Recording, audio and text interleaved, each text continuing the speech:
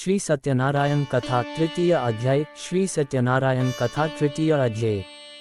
सूत जी बोले, हे श्रेष्ठ मुनियों, अब आगे की कथा कहता हूँ।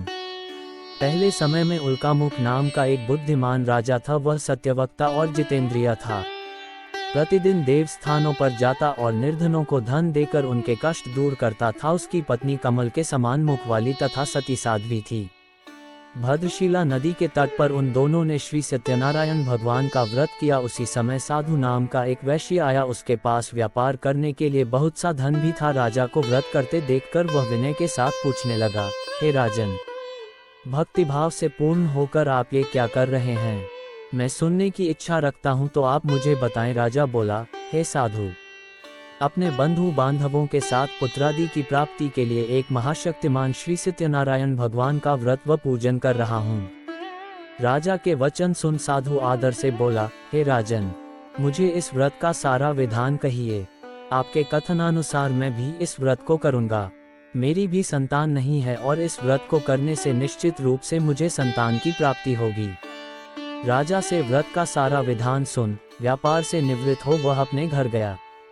साधु वैश्य ने अपनी पत्नी को संतान देने वाले इस व्रत का वर्णन कह सुनाया और कहा कि जब मेरी संतान होगी तब मैं इस व्रत को करूँगा। साधु ने इस तरह के वचन अपनी पत्नी लीलावती से कहे। एक दिन लीलावती पति के साथ आनंदित हो सांसारिक धर्म में प्रवृत्त होकर सत्यनारायण भगवान की कृपा से गर्भवती हो गई।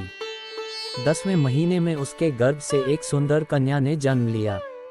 दिनों दिन वह ऐसे बढ़ने लगी जैसे कि शुक्ल पक्ष का चंद्रमा बढ़ता है। माता पिता ने अपनी कन्या का नाम कलावती रखा। एक दिन लीलावती ने मीठे शब्दों में अपने पति को याद दिलाया कि आपने सत्यनारायण भगवान के जिस व्रत को करने का संकल्प किया था उसे करने का समय आ गया है। आप इस व्रत को करिए। साधु बोला कि हे प्रिय, इस व्रत को मैं उसके विवाह पर करूँगा। इस प्रकार अपनी पत्नी को आश्वासन देकर वह नगर को चला गया। कलावती पिता के घर में रह वृद्धि को प्राप्त हो गई। साधु ने एक बार नगर में अपनी कन्या को सखियों के साथ देखा तो तुरंत ही दूत को बुलाया और कहा कि मेरी कन्या के योग्य वर देखकर आओ। साधु की बात सुनकर दूत कंचन नगर में पहुंचा और वहां देखभाल कर लड़की के सुयोग्य वानिक पुत्र को ले आया। सुयोग्य लड़के को देख साधु ने बंधु बांधवों को बुलाकर अपनी पुत्री का विवाह कर दिया। लेकिन दुर्भाग्य की बात यह कि साधु ने अभी भी श्री सत्यनारायण भगवान का व्रत नहीं किया।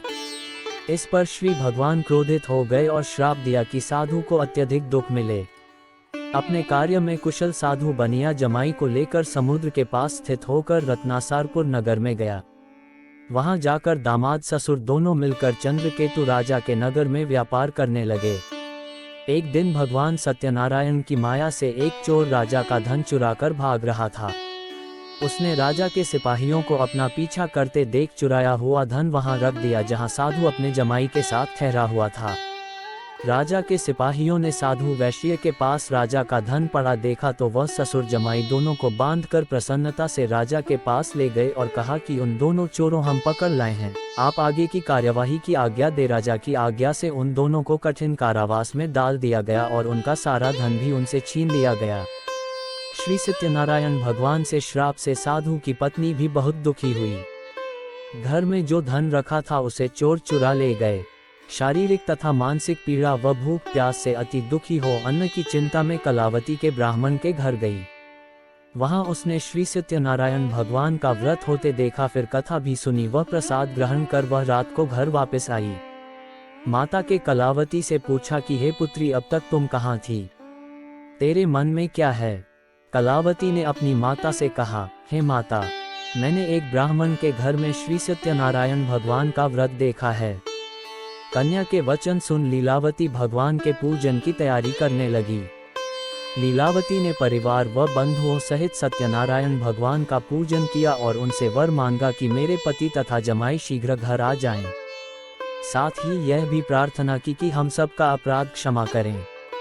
श्री सत्यनारायण भगवान इस व्रत से संतुष्ट हो गए और राजा चंद्रकेतु को सपने में दर्शन दे कहा कि हे राजन, तुम उन दोनों वैश्यों को छोड़ दो और तुमने उनका जो धन लिया है उसे वापस कर दो। अगर ऐसा नहीं किया तो मैं तुम्हारा धन, राज्य व संतान सभी को नष्ट कर दूंगा। राजा को ये सब कहकर वह अंतर्धान हो गए। प्रातः काल सभा में राजा ने अपना सपना सुनाया, फिर बोले कि बनिक पुत्रों को कैद से मुक्त कर सभा में लाओ। दोनों ने आते ही राजा को प्रणाम किया। राजा मीठी वाणी में बोला, हे महानुभावों, भाग्यवश ऐसा कठिन दुख तुम्हें प्राप्त हुआ है, लेकिन अब तुम्हें कोई भय नहीं है। ऐसा कह राजा ने उन दोनों को नए वस्त्राभूषण भी पहनाए और जितना धन उनका लिया था उससे दुगुना धन वापस कर दिया। दोनों वैश्य अपने घर को चल दिए। इति श्री सत्यनारायण व्रत कथा का 3य अध्याय संपूर्ण।